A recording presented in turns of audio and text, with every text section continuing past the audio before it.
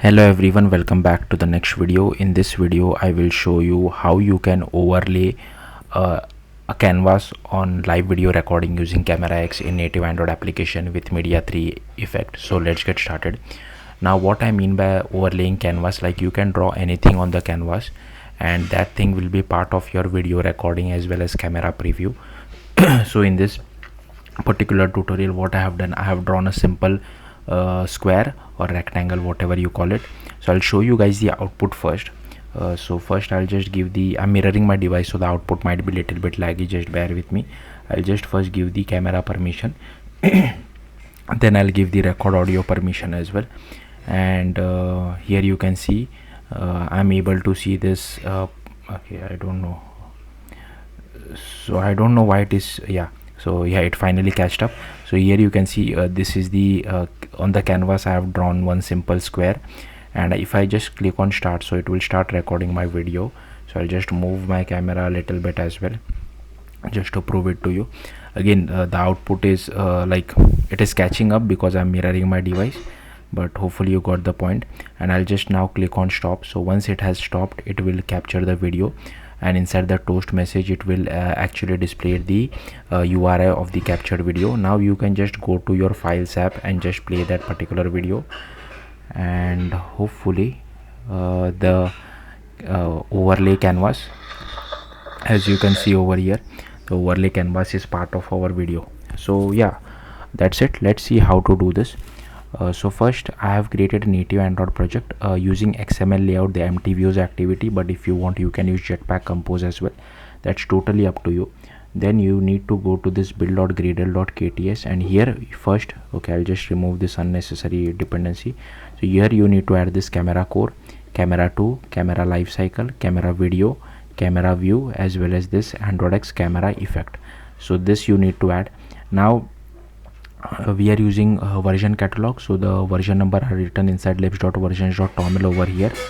So first you need to add this camera core dependency, the camera 2 and camera lifecycle as well. And here I'm not sure if I'm using this media 3 effect.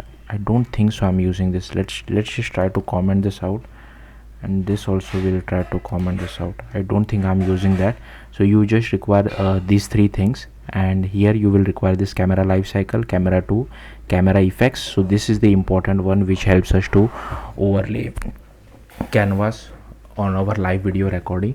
Then this is the camera core, this is the camera view, and this is the camera video. Then you will see this sync now button. Just click on sync now and it will download all the dependencies for you. Then you need to go to manifest, android manifest.xml, and here you first need to use this uses feature of camera, which checks whether the device has a camera. Then we write the camera permission, we use the camera permission, record audio permission, as well as write external storage permission. So make sure you add all these three permission. Then you need to go to res layout activity underscore main, and here you first need to use this preview view which has the width and height of 0 dp, and we constrain it to all sides of the screen. Then we have a button as well which has a width and height of wrap content, and we constrain it to the bottom of the screen. Okay, then you just need to go to main activity. So firstly there are some imports.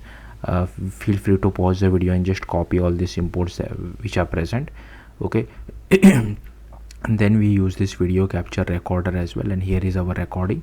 Then we create an executor service. Here is our preview view as well as button, and then here we override this overlay effect. Be careful, like I have written the import alongside it because there are multiple overlay effects.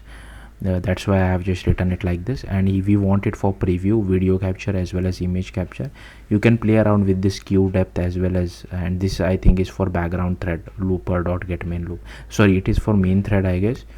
Yeah. Then here this is how I'm drawing it on the canvas. I'm just using a paint. I've given it some color, I have given it some stroke, set the stroke width as 8f and is anti-alias equal to true. Then here I have just used a register for activity result where we request multiple permission. So I have set this particular value as true. Then we just loop over all this, and if any of this value is not given, we just make this as false, and if this is false we just display a toast message, else we just call start camera. Then inside on create we initialize our viewfinder, we initialize our button as well, and if all permissions are granted, we just call start camera, else we call request permission. Then on click of the button, we just call capture video. Inside capture video, we just check whether video capture is not equal to null, and if it is not equal to null, we just set button dot is enabled equal to false. We assign the recording to this variable, and if that is not equal to null, we just stop the recording. We make the recording equal to null. Then here we define a name, simple date format. Then we use this content values dot apply. We pass the display name mime type, and if Android version greater than p, we also set the relative path. Then here we use this media store output options as well. Then we use video capture dot output prepare recording, and if the audio permission has been granted, then we just do with audio enabled, and here we start our audio recording. If the event is of video record event dot start, we just change the text of our button as well as is unable to true, and here we just do is video record event dot finalize, and if it has no error, we display a toast message, else we just stop our recording and make it null. And for both of the cases, we just change the text of our button as well as is unable to true. Then here we have the start camera method, where we do process camera provider dot get instance. Then we add a camera provider future dot add listener. We do camera provider future dot get. Then we do preview dot builder dot build, and we assign this viewfinder surface provider to our preview surface provider. Then we create our recorder as well. Then we do video capture with output recorder. Then here, this is the canvas stuff. Now even I have copy pasted this from the documentation, so yeah, here we get the effect, and we just do a draw listener on this, and we draw our canvas. So yeah, this is how we draw it. Like, we just get the center of it, set the size of it as well. We create a rectangle and we just draw over it and return true at the end. Then we get hold of our back camera.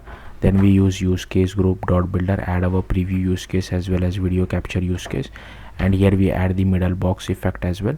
Then we unbind our camera, we bind it to the life cycle.